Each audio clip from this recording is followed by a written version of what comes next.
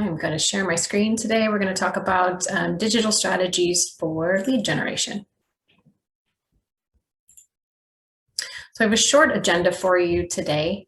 First, we're going to talk about how to identify and define your audience. Then we'll talk about the modern customer journey. And then we'll go right into two products and services that I recommend, Google Local Service Ads and Facebook for lead generation. So there are three kinds of data that can be used to inform every type of digital marketing campaign. The first party is the developer of the website, program, or game like Microsoft or Google. Second party is the client, so the viewer of the developer's work. And then the third party is an external source of media. So first party data is the information you collect directly from your audience or your customers. It includes data from behaviors, actions, or interests demonstrated across your websites or apps.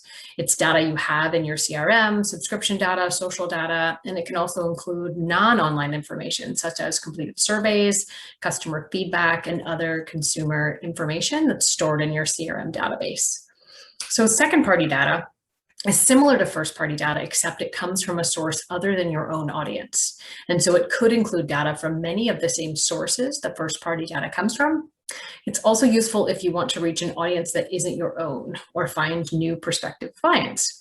So we can build lookalike audiences based on second-party data, and we can use second-party information to predict future patterns surrounding customer behavior and build out of your current audience. So employing predictive behaviors, we can work to monetize insights down the line. Because it's gathered on a site that's not your own, you'll receive additional insights into what your audience likes and interacts with the most. And then we have third-party data. So third-party data is collected through partnerships. It's data that you buy from outside sources that are not the original collectors of the data. So you buy it from large data aggregators that pull it from various other platforms and websites where it was generated. These aggregators pay publishers and other data owners for their first-party data. They then collect it into one large data set and sell it as third-party data. So many different kinds of companies sell this data, and it's accessible through many different avenues, most publicly available. It's bought and sold programmatically, which means it happens rapidly and generally at a large scale. And the large volume and broad scope are some of the primary benefits of third-party data. Because of the volume and reach of the third-party data, you can also use it to expand your audience and gain more profound insights into their behaviors and interests. So we partner with organizations like Nielsen and Claritas to develop some focused and driven campaigns by understanding demographic and behaviors to model and deliver results.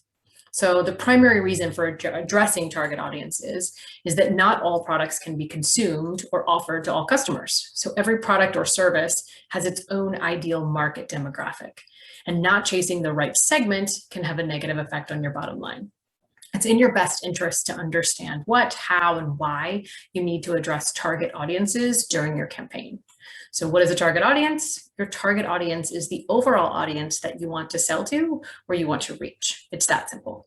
So your target audience may include a specific group of demographics, such as men in their 40s, parents, grandparents, a location, such as people who live in New York, or behaviors and interests such as dog owners or sports lovers. So every target audience has specific interests and may engage differently with your campaigns. So for some marketing campaigns, you want to get as granular as targeting males in their 40s who have dogs who make over $175,000 a year. So why this is important, here's an example of some data that we pulled based on a target demographic group. So we've identified affluent empty nesters, we'll call them. They comprise about 9% of the US households. So when we think about a demographic, this is the group of people, 8% of them have children under 18, so a large percent of them, obviously the empty nesters, have children that are grown, have left the home. This is the age group of that 55 to 74. Median household income, almost $134,000. 95% are homeowners, 76% are married. So what we've used this information for is determine how they consume media, what kind of content they're consuming, where are they consuming content, where do they live, where do they shop, where do they eat, how do we reach these people, and what is the best form of content to present to reach them at the right time. We'll take that a few steps further and look at this affluent empty nest group again, and we'll look at their media usage overview by category. So we know that they are heavy users of TV, connected to the TV over-the-top devices. It's the third most trusted media percent, 45% more likely to watch 10 to 20 hours each week on TiVo or DVR, most of their programming. They're heavy on news sites, pretty light on audio or radio, light on mobile. They're medium online users. So although it's the most trusted media in this group, less than 10 hours spent. So when they're online, they are indexing, they're using sites like Consumer Reports, Wall Street Journal, they're reading their news and travel. And so when they consume media online, they're looking to get to the point, find the solution, find what they're looking for. They're not spending hours upon hours kind of surfing around the net. And then social. And this is interesting about this group, this affluent empty nest group. So while they're light on social, spending less than an hour daily, they most often use Facebook, LinkedIn, and Pinterest. These are the highest group that's most likely to click. So the affluent empty nesters spend less time, but they click on ads, they fill out forms, they complete purchases on social media.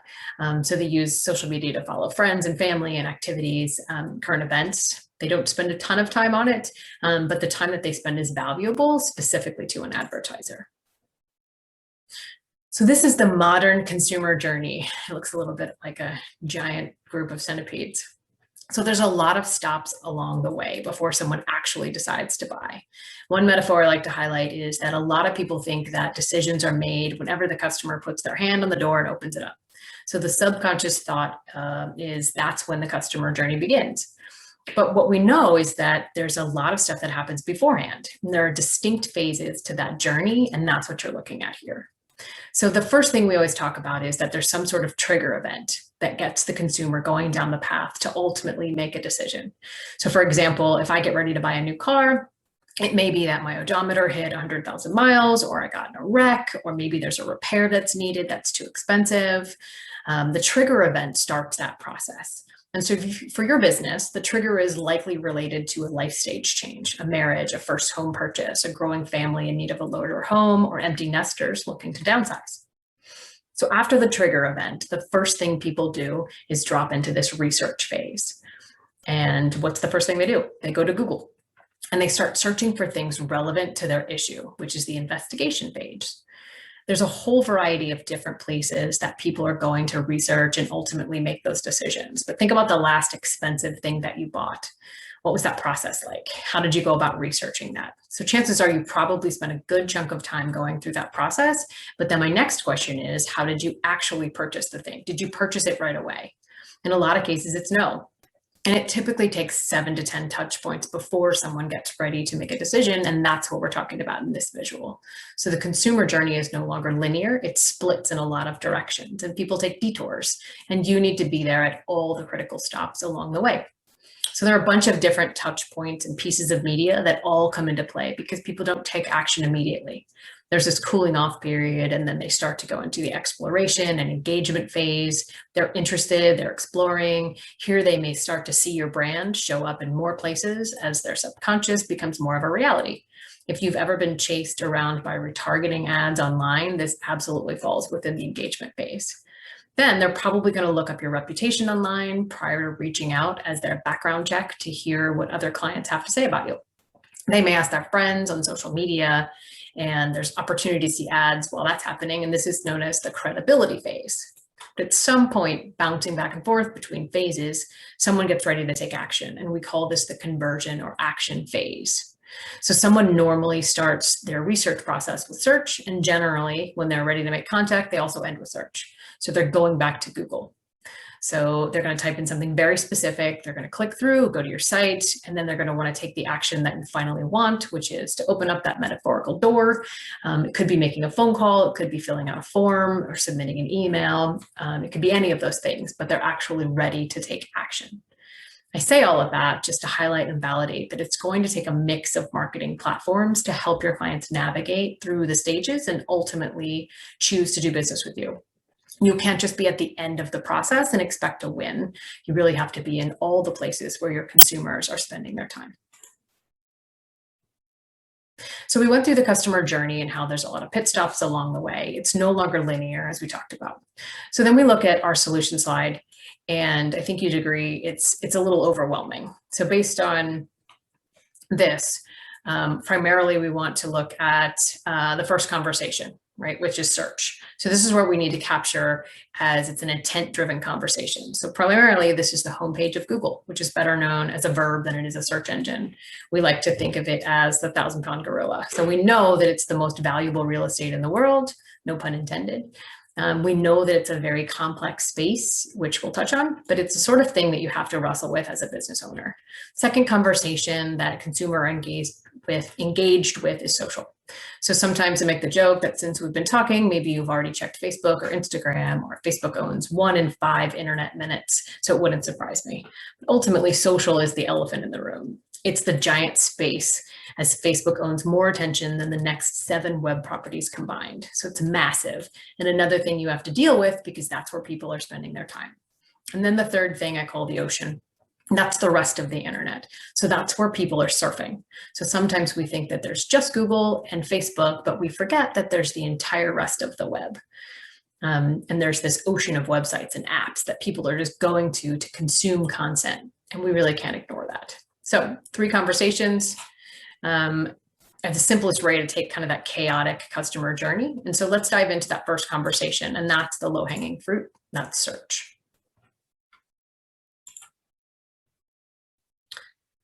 Couple of important statistics. So 84% of people trust positive reviews as much as a personal recommendation. So when I offer the Google local service ads, it's an opportunity to boost your credibility and authority on the web as a Google trusted business. You're getting that check mark of approval from Google recognized. So what are local service ads? They are a subset of Google ads specifically designed for service-based businesses.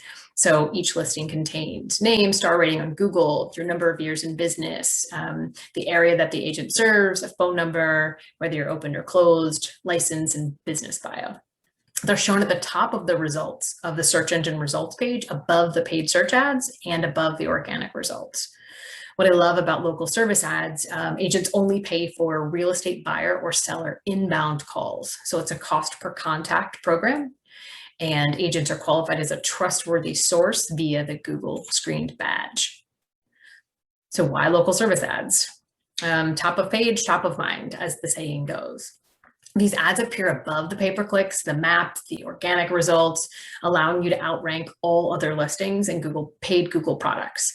This means you have the opportunity to outrank Zillow and all of the other listing sites because it's geared specifically toward individual agents and not aggregator sites. So displaying the Google Guaranteed Badge, again, will tell your clients that you're verified and you're backed by Google, building trust with your audience. And you're only paying for leads that are interested in your service. So LSA leads are high quality leads, and ads are 33% cheaper than the average paid search campaign PPC leads. So it's a pretty easy no-brainer. Some of the features, of course, those with the most Google reviews will show up higher and more often. What are the features? The ads contain your picture. So again, it's not just a representation of an app or a website or a listing. It's got your picture. And so if you imagine plastering your picture all over the bus shelter, except everyone on that bus is looking for a real estate agent, this is your opportunity to get to the top. It's a relatively new feature from Google, a relatively new product in the last 8 months for real estate agents specifically. They've been running them for years for service industries, home services, for plumbers and electricians, but just recently it's rolled out to real estate agents. So it's really giving you an opportunity to have a leg up. So the ads contain your picture, total number of Google reviews, which is important, a call to action with a call and text, your Google badge, how many years in business, your service area, a link to your website, and then a brief description of the services offered. You're only paying for a lead that stays on the phone for at least 30 seconds. So Google will transfer the leads by Google Voice as a direct voice over IP call, very similar to Zillow voice transfers. And this eliminates the fake leads and the spam. So how to qualify, ensure that you have a Google My Business account. You can begin your application at the link below. And then check eligibility via zip code. There has to be 3 eligible advertisers in order to participate in the auction. Insurance requirements, there's general liability insurance. License requirements, will license checks for each agent in the firm, and then a criminal background check. So in order to run LSAs, you have to have a 3.0 rating or above. So the higher the rating, again, the better chance of your ads showing up. Restricted currently to US zip codes, but it's constantly updated. And there has to be a minimum of 3 participating agents. So how do I increase my Google reviews? Make it easy for customers to leave reviews. Just ask. Don't buy fake reviews. Reply to negative reviews personally, just as you would a positive review. People see your response as much as they see the review, and that carries just as much, if not more weight. Add a call to action in your email blast with a link to your Google review page, and use custom Google review links on your website to make sure that people can find it easily and leave reviews. So moving on to our next topic of lead gen solutions, we've got social media marketing. So just a few stats to keep in mind about Facebook in terms of why it's an important platform if you're not already convinced. So it's getting close to 3 billion active users on Facebook. And of those users, 3/4 of them log in at least once daily. So it's actually the second most downloaded app. So if you're not super clear on the value of Facebook in terms of why you need to be there, the reason that you need to be there is because everyone is there already and you want to be where the people are. So what's the difference between organic and paid content on Facebook? It's pretty simple. So organic social content is posted for free. Paid social posts will show up in the feeds of whichever audience you decide to target with your ad. So you can target audiences based on demographics, locations, interests, and more. Another common question we get, which is better, Facebook or Instagram? So Instagram, as you know, is a photo and video sharing social networking platform launched in 2010. And through the Instagram app, users can upload, edit, tag photos and videos. It remained independent until it was acquired by Facebook for $1 billion in 2012. So we see that Facebook has more users, while Instagram is more common among younger users and maybe a better target for companies who want a younger demographic. So it really, again, depends on identifying that audience that you're trying to target and targeting them with the right content in the right places. So Facebook is better for direct response advertising. Instagram is better for brand marketing, focusing on quality and aesthetics. Think numbers versus pictures. So when you're advertising on Facebook, everything originates from the business page. A lot of people feel fine just running Facebook on their own, and it feels really accessible. So there's a lot of hidden layers of options, the ad formats, the targeting, the tracking. It takes getting a lot of the details right in order to run an effective social campaign, but it can certainly be done. Facebook and Google make both of these lead gen tactics very user-friendly and very accessible to be run on your own, or if you wanted to employ a digital agency for another layer of strategy and tracking, you can also seek those out.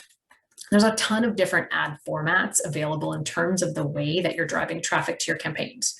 There's also a bunch of different targeting options. And so there's actually 10,000 different knobs on the back end in terms of options that you can pick and choose for everything. So there's a ton of different creative formats to consider as well. So you put all of this together and it ends up being kind of a complicated space, but it didn't start out that way.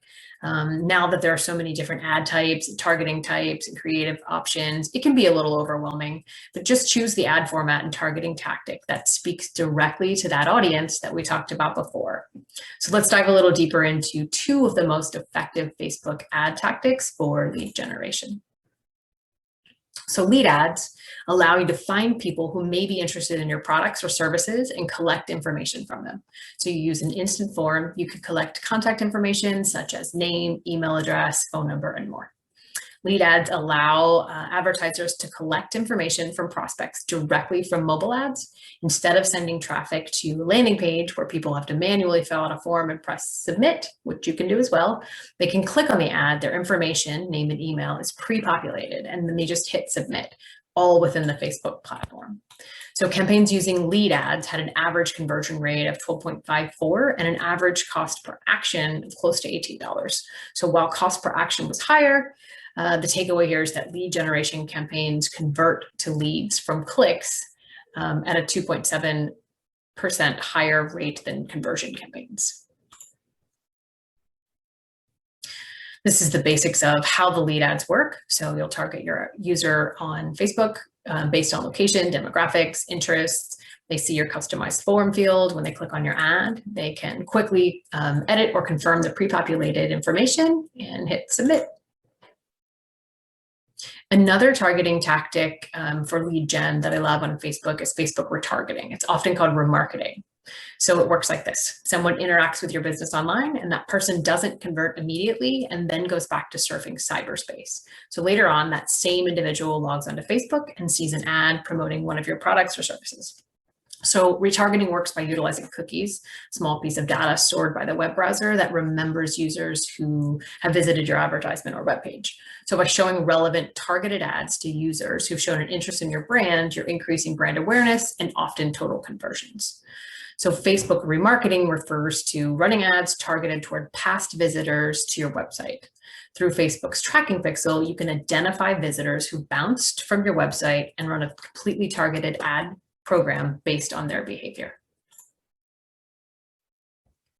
If done well, Facebook ads are super budget friendly. So it costs about $5 to $8 for advertising your product to every 1,000 people. In contrast, traditional advertising is estimated at $50 for showing up to the same number of people. The other reason you want to be there is because Facebook has an amazing array of targeting technology. And sometimes on the consumer side of that, it feels a little weird how much Facebook actually knows about us. But as a marketer, it's incredibly powerful. So just imagine everything that you're currently browsing for online, whether you're shopping for a car or searching for a new air conditioner. What you may not realize is that you're literally sending up social signals every time you do anything online, and Facebook is able to ingest that data. But as you think about what targeting is going to be best for your business, there's a lot of different options to think about. Ultimately, there are tons of different demographic and behavioral attributes you can use. And another option is site retargeting. So we want to make sure that we're leveraging different options and putting them all together in a campaign to be most effective.